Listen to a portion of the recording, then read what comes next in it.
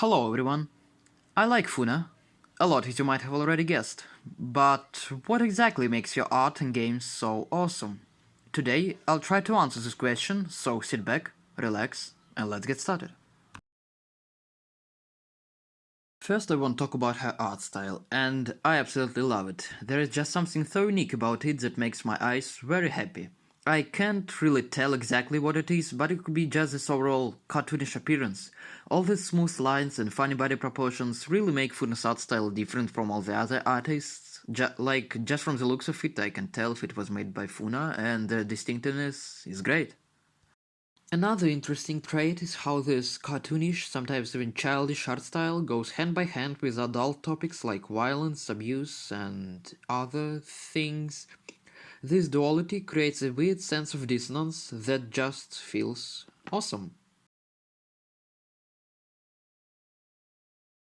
Okay, that's really all I have to say about art style, so now I'll talk about the games.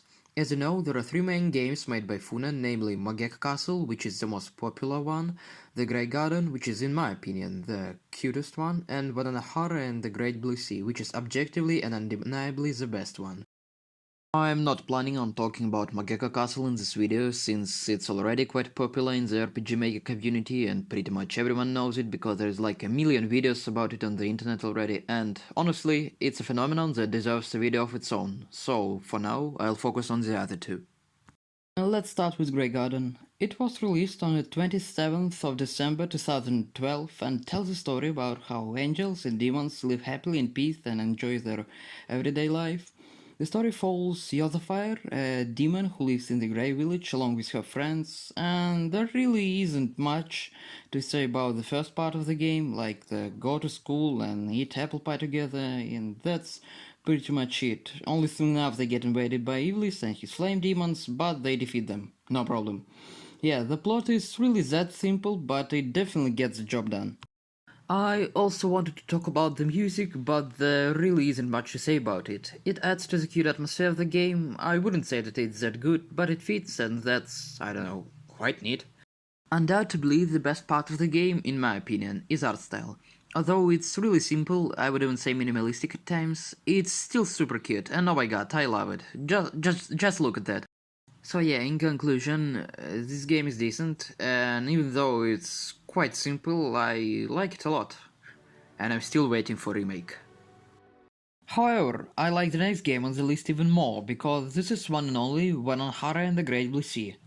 Out of all okegom media, this is definitely my favorite one, and probably one of my favorite indie RPGs of all time. Ties with One Shot, because it's amazing too, and oh gosh, I don't even know how to start talking about this one. It just has such a special place in my heart. But yeah, I'll just start with some info, I guess. Guadalajara and the Great Blue Sea was released on the 21st of December 2013, and it tells a story about a little witch named Guadalajara who is going back to her hometown after a long time in a foreign land, in order to help others stop the invasion of Totsusa Kingdom. But on her way home, she encounters Samekichi, a shark, and her former friend, who now hates her for some unknown reason. We'll get to that later. After that, Wadanahara and her friends do some stuff around the town, and then absolutely annihilate the invaders. And well, that sounds like a dollar store cliché plot, but there's a twist. And that twist is Saul. Turns out he was the one who made Totsusa Kingdom attack the Blue Sea by sending them a mean letter whilst claiming that it was from Сука. Блять, как это нахуй читается, ёбаный в рот. It was from Yomihime, the Princess of Blue Sea. And why did he do that, you may ask? Well, to distract everyone from the fact that he had just unleashed the Sea of Death and been sealed away for thousands of years, of course. And after that, one and her friends get stuck in the Sea of Death, and after escaping, they confront Mikotsushima, the Prince of the Sea of Death, and Sal himself, who does bad things to Wadanahara, and after that he escapes.